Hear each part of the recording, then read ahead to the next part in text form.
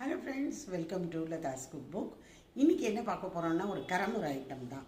அது என்னன்னு பார்த்தீங்கன்னா, வடநாட்டில் இதுக்கு பேர் நமக் பாறை அப்படின்னு சொல்லுவாங்க.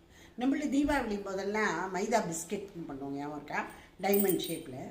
இது என்னென்னாக்கா அங்கெல்லாம் நமக் பாறைன்னு சொல்லுவா, இல்லை மட்ரி அப்படின்னு சொல்லுவா. கல்கட்டா சைடில் பார்த்தீங்கன்னா இதுக்கு நிம்கின்னு பேர்.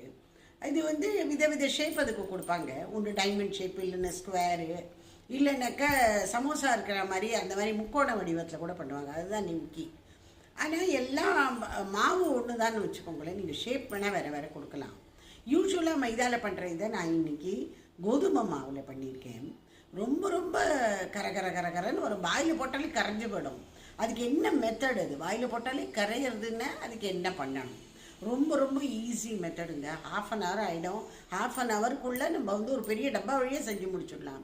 இப்போ தேங்குழல் முறுக்கு அதுக்குன்னு நாயை வச்சுன்னு கஷ்டப்படணும். தேங்குழல் நாயை வைக்கணும், ப்ரெஸ் பண்ணணும். இதுக்கு அதெல்லாம் ஒன்றுமே கிடையாது. சப்பாத்தி மாதிரி இட்டுக்கணும், கட் பண்ணணும், பொரிச்சு எடுத்துடணும், ஆயிடுது, அவ்வளோதான். ஸோ வாங்கோ இந்த நமக் பாறை எப்படி பண்ணுறதுன்னு பார்க்கலாம். வாங்க ஃப்ரெண்ட்ஸ், கோதுமை மாவை வச்சுட்டு ஒரு நமக் பாறை, அதாவது நம்மள மைதா பிஸ்கெட்னு சொல்லுவோம் இல்லையா, அது ஹிந்தியில் நமக் பாறைன்னு அங்கே வடநாட்டில் பண்ணுவாங்க. இல்லைனாக்க இதுக்கு நிம்கின்னு சொல்லுவா, மட்ரின்னு சொல்லுவா, நிறைய பேர் இருக்குது.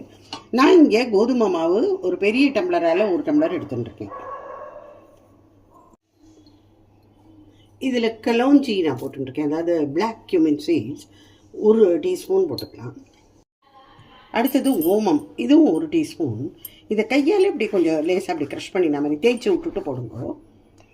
கலவுஞ்சி ஏற்கனவே போட்டிருக்கோம், ஒரு நிஜெல்லா சீட்ஸ் சொல்லுவாங்க இங்கிலீஷில். 1 டேபிள் ஸ்பூன் எண்ணெய். நான் இங்கே கிரவுண்ட்நட் ஆயில் விட்டுருக்கேன். நிறைய பேர் 1 டேபிள் ஸ்பூன் நெய் கூட இதில் விட்டுப்பா, பிசையரிச்சு. அது ரொம்ப கிறிஸ்பியாக வரும், வாயில் போட்டாலே கரையும். உப்பு தேவையான அளவு. முதல்லையே ஜலத்தை விட்டுக்கப்படாது. முதல்ல கையால் இது எல்லாத்தையும் நல்லா அப்படியே கலந்து விட்டுன்றணும். அதாவது ஜலமே ஊற்றப்படாதுங்கிறதுக்கு சொல்லுவாங்க. இது பிறகு அது மாதிரி திரியாக தான் முதல்ல இருக்கும். பொறுமையாக கொண்டு பிசையணும். இப்போ பிசைஞ்சாச்சு.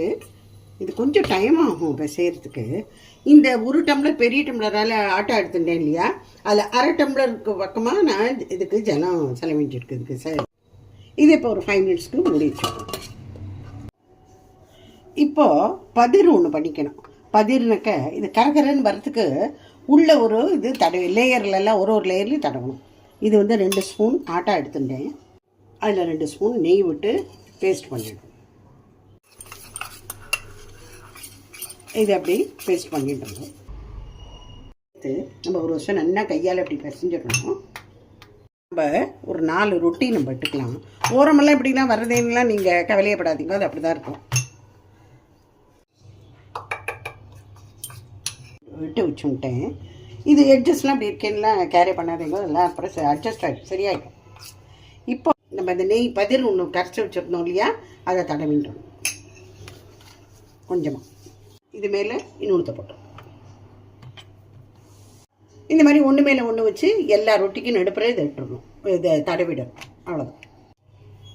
இப்போ இந்த 4த்தையும் சேர்த்து வச்சு ஒரு வருஷம் நம்ம இட்டுடலாம்.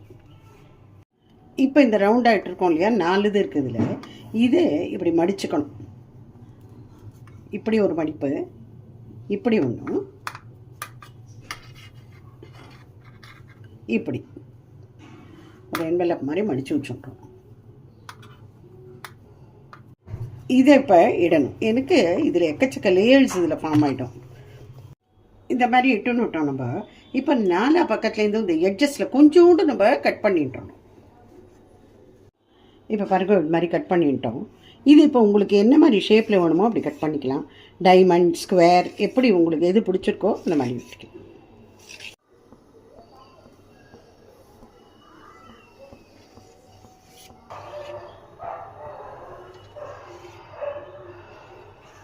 இது எப்படி தோசை திருப்பியால் நம்ம எடுத்துடலாம். தனித்தனியாக பிரிக்கணுங்கிறத எண்ணெயில் போடுறது இது எல்லாம் பிரிஞ்சு விடும். இந்த திக்னஸ் வச்சுக்கணும். இதுக்கு மேலேயும் வேண்டாம், இது கீழே வேண்டாம். இங்கே நான் எண்ணெய் வச்சுருக்கேன், கிரவுண்ட்நட் ஆயில். இது லோயர் டு மிடில் ஃப்ளேமில் தான் இருக்கும், ஹையில் வச்சுக்காதீங்க. கொஞ்சம் டைம் எடுக்கும், ஏன்னா லேயராக இருக்குது இல்லையா, எல்லாம் உள்ள வரைக்கும் போய் ஃப்ரை ஆகும்.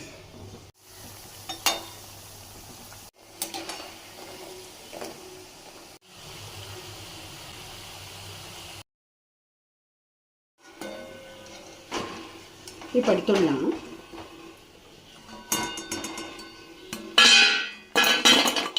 சவுண்டு கேட்குறதா? எனக்கு அவ்வளோ கிறிஸ்பாக இருக்குது. ஸோ நமக் பாறை இஸ் ரெடி. பண்ணுறது ரொம்ப ஈஸி தான், சுலபம்.